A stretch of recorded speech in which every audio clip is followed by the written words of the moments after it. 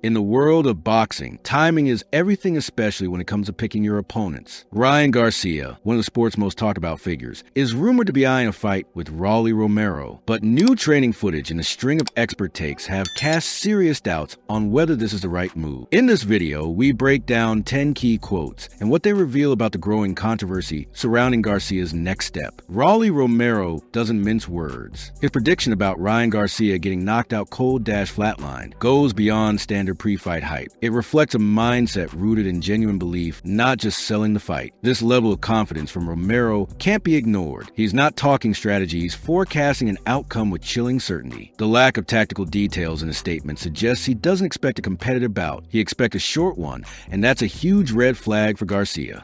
Ryan Garcia flatline on the canvas. That's about it. Yeah. And there's nothing like extraordinary, no complete oh, this is gonna happen in this round. Is this gonna nah, just sleeping.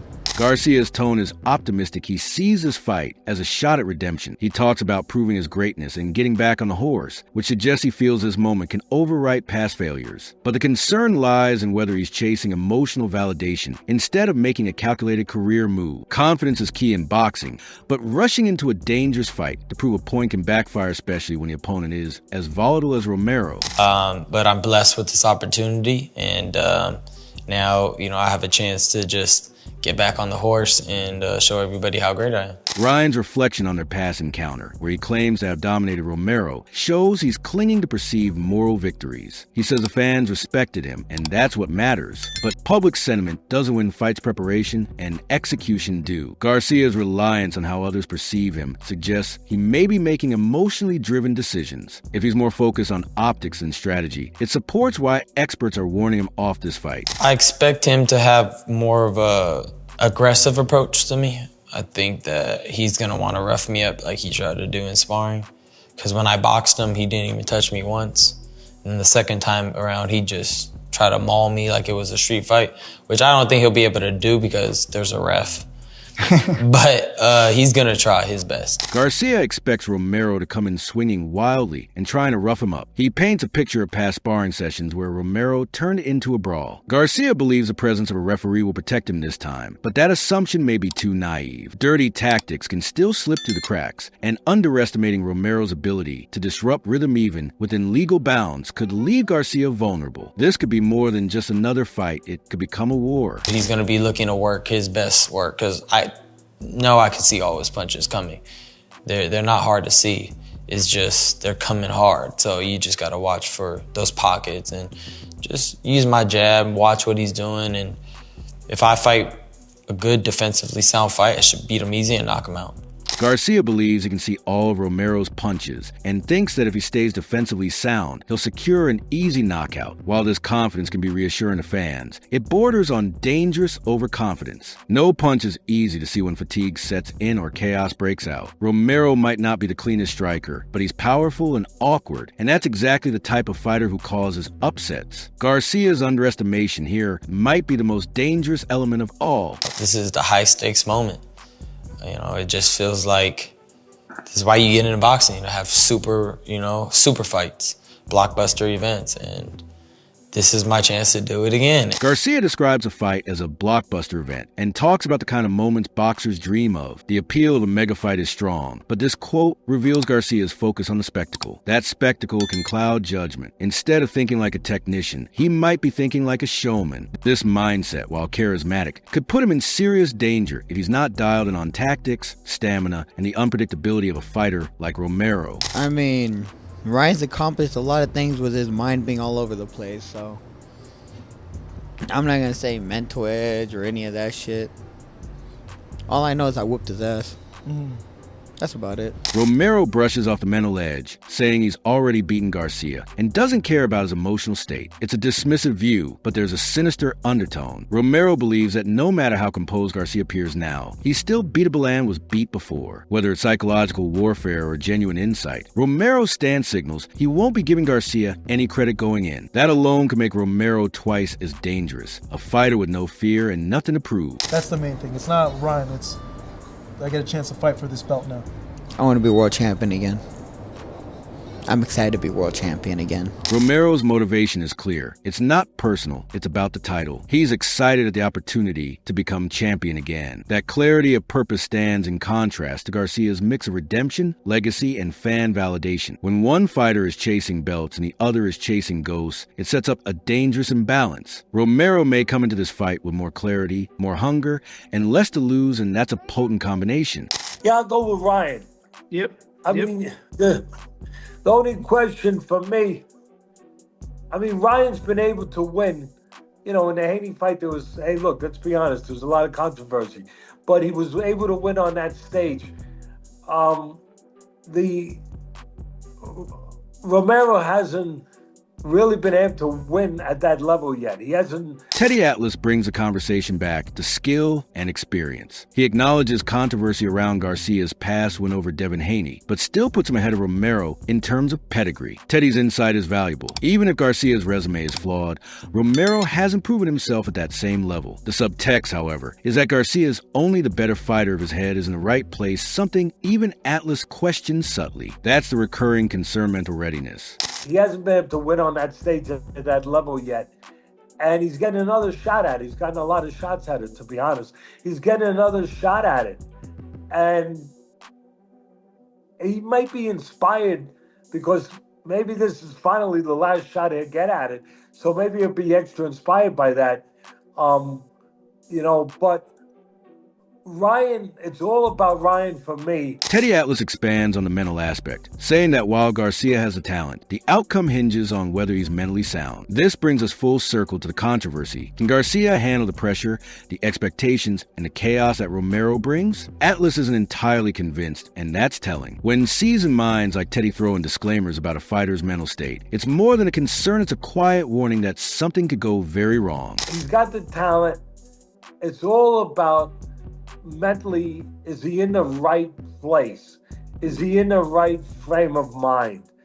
And I think that he is. I mean, I don't know for certain, but from all accounts that I've heard, it seems like he's in a stable place. Trainer Teddy Atlas weighs in with a measured take, recognizing Garcia's talent while highlighting Romero's lack of high-level wins. Atlas admits Garcia's victory over Haney was controversial, but still sees it as experience at a higher level than Romero's. He also hints that Romero might be inspired for this shot, but the implication is clear. The edge lies with Garcia if he's mentally stable. This quote shifts the conversation from physical tools to mindset, echoing the warnings that Garcia's real fight may be internal.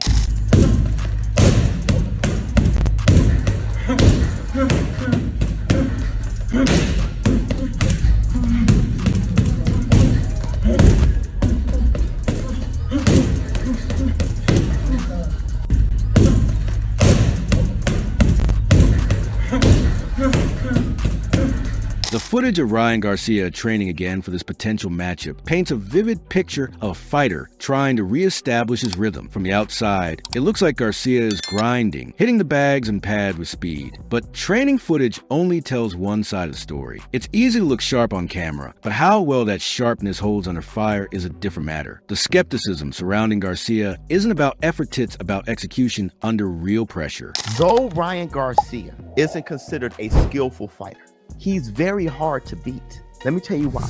Number one, he's a big kid. Number two, he has the fastest hand in boxing. Number three, his punching power. Number four, you got to pin him to the canvas because his chin holds up. Number five, he has a killer instinct type of nature. Showbiz The Adult offers an interesting breakdown of Garcia's attributes. While acknowledging that Ryan may not be the most skilled, he highlights traits like size, hand speed, punching power, and durability. He emphasizes Garcia's killer instinct, a fighter who, when provoked, can snap into a different mode. But this also introduces a psychological angle. Garcia's success seems to depend on emotion. If he's not fired up, can he maintain that edge? That inconsistency is exactly what makes this matchup risky. You think Rolly can beat Ryan? Can? Yeah, of course. Everybody got a puncher's chance. I just think that Ryan Garcia right now seems to be focused and solid. Who's the puncher in that fight?